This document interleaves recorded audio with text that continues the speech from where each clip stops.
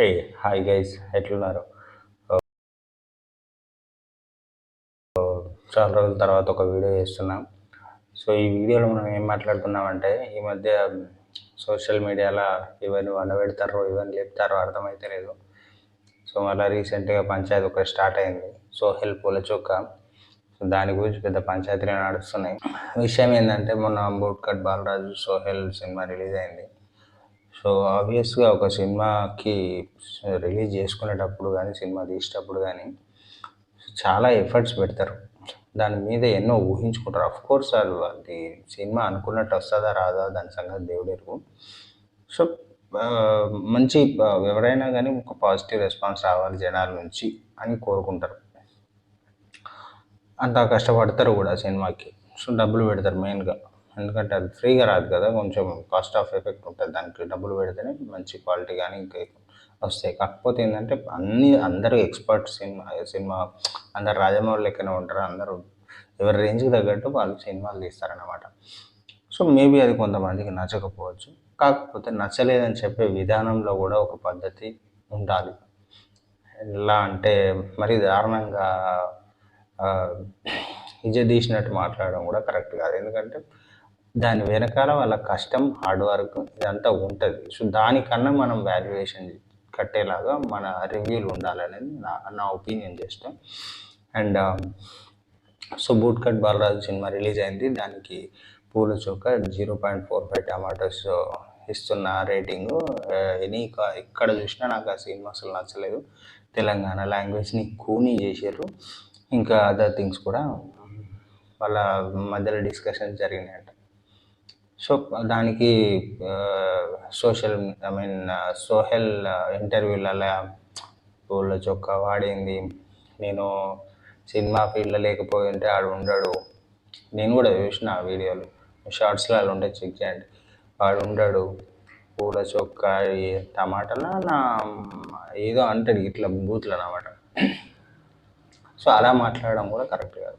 So దీంట్లో main విషయం ఏంటంటే, పూలచొక్క చేసింది ఏంటంటే, ఏ సినిమా అయినా సరే దానికి ఇచ్చే రెస్పెక్ట్ ఇవ్వాలి. చిన్న సినిమాకి ఇచ్చే రెస్పెక్ట్ కూడా ఇవ్వాలి. పెద్ద సినిమాలకి మనం రివ్యూలు డబ్బాలు కొట్టుకోవడం కాదు, చిన్న సినిమాని కూడా ఎంకరేజ్ చేయాలి.